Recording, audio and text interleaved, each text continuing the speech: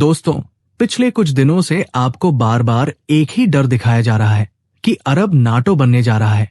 TV channel से लेकर YouTube तक हर जगह यही कहा जा रहा है कि अब अरब के सारे देश इकट्ठा हो जाएंगे, पाकिस्तान उसका अहम हिस्सा बनेगा और भारत के लिए मुश्किलें खड़ी हो जाएंगी। कुछ लोग तो यहाँ तक कह रहे हैं कि अब भारत पीओके भी कभी नहीं ले पाएगा। लेकिन जरा सोचिए, क्या सच में इतना आसान है? क्या सिर्फ किसी मीटिंग या बयान से भारत जैसे मजबूत देश की रणनीति बदल जाएगी? असलियत कुछ और ही है। दरअसल कतर की राजधानी दोहा में एक बड़ी कॉन्फ्रेंस हुई थी। इस मीटिंग में कई अरब देशों के शेख, क्राउन प्रिंस और राष्ट्रपति मौजूद थे। एजेंडा यही था कि एक अरब नाटो जैसा संगठन बनाया जाए, ताकि अगर इजराइल किसी एक अरब देश पर हमला करे तो सारे मिलकर जवाब दें।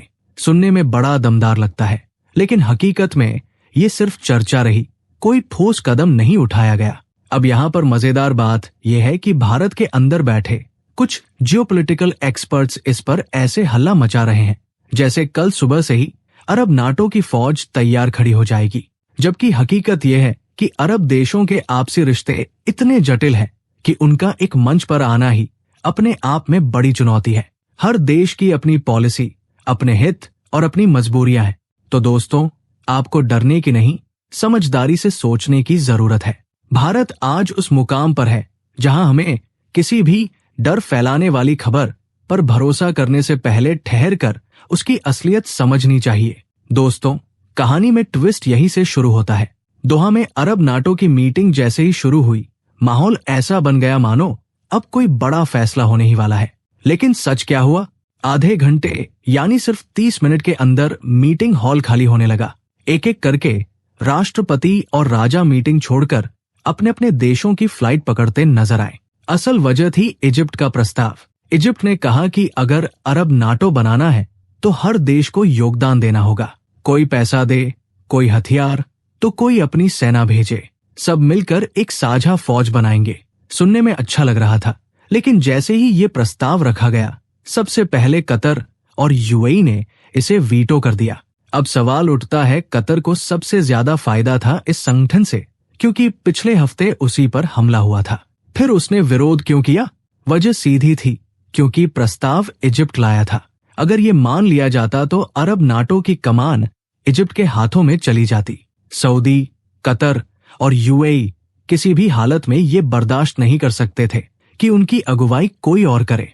यही कारण रहा कि प्रस्ताव रिजेक्ट हुआ और मिस्र के राष्ट्रपति अब्दुल फतेह अल सीसी गुस्से में मीटिंग छोड़कर वापस निकल गए। माहौल पहले से गर्म था और इसके बाद तुर्की ने भी अपना इरादा जताया कि वे शामिल हो सकते हैं, लेकिन बाकी अरब देशों ने साफ मना कर दिया। उनकी दलील थी कि अगर तुर्की आया तो एर्दोगान इसे अपने ऑटोमन साम्राज्य की वापसी की कहानी बना देंगे, जो अरब देशों को मंजूर नहीं था। नतीजा ये हुआ कि आधे घंटे में मीटिंग बिखर गई। आखिर में रह गए सिर्फ कतर, सऊदी, यूएई और पाकिस्तान, और अरब नाटो का सपना वही धरा का धरा रह गया। दोस्तों, जैसे ही एक एक करके सारे देश मीटिंग छोड़कर चले गए, आखिर में कुछ बचा ही नहीं। मजबूरी में ये मीटिंग खत्म कर दी गई और अरब नाटो बनाने का जो सपना था वो चकनाचूर हो गया। यही है अरब नाटो की असली हकीकत। बोलने में आसान है, हम अरब नाटो बना लेंगे, लेकिन जमीन पर इसे उतारना लगभग नामुमकिन है। सबसे बड़ी दिक्कत है इन देशों की आपसी खींचतान। आधे देश आज भी झगड़े में उलझे हुए हैं। आप खुद सोचिए, क्या सऊदी अरब कभी ये मंजूर करेगा कि नाटो जैसे समझौते के तहत ईरान की फौज उसकी सीमा में घुसे, या फिर सऊदी की सेना जाकर ईरान की मदद करे? कतई नहीं। फिर आती है लीडरशिप की लड़ाई। सऊदी चाहता है कि नेतृत्व उसके पास रहे। यूएई और कतर भी यही सपना देखते हैं।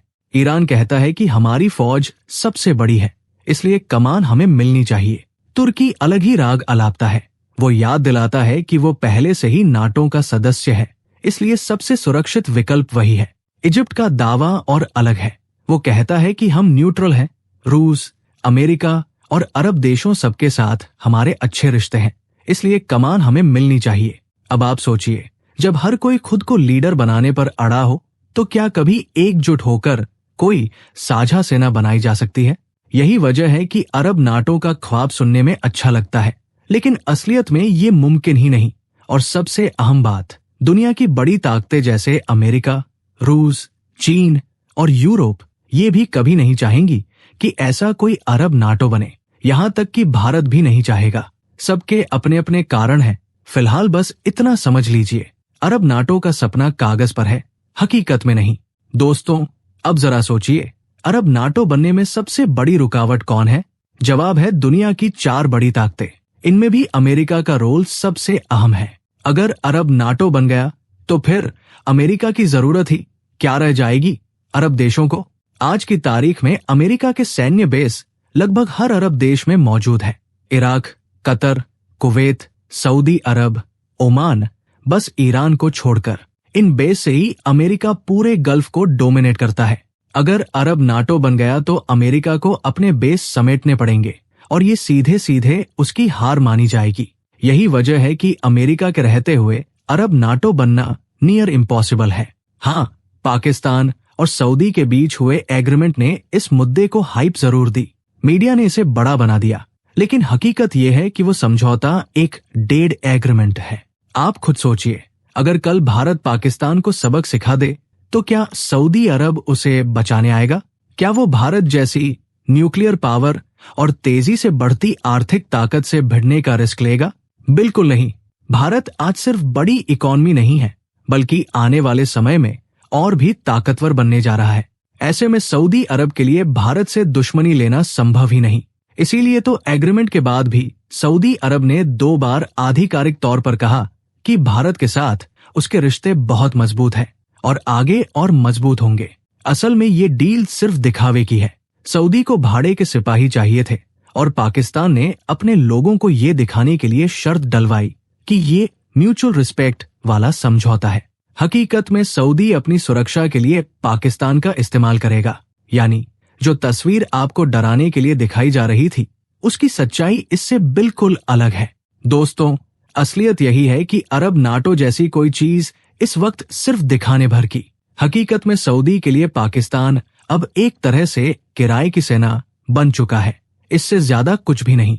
और जो माहौल बनाया जा रहा है कि भारत हर मोर्चे पर हार रहा है, जियोपॉलिटिक्स में हमें हर तरफ झटके मिल रहे हैं, ये भी सिर्फ एक नैरेटिव है। फिलहाल इतना समझ लीजिए कि अरब नाटो बनना बेहद दूर की कौड़ी है। हाँ, ये जरूर हो सकता है कि पाकिस्तान और सऊदी वाले एग्रीमेंट में 1-2 और देश जैसे यूएई शामिल हो जाए, लेकिन इसे नाटो कहना या इसे भारत के खिलाफ कोई खतरनाक मोर्चा मान लेना, ये बिल्कुल गलत है। भारत मजबूत है और आने वाले समय में और मजबूत ही होता जाएगा।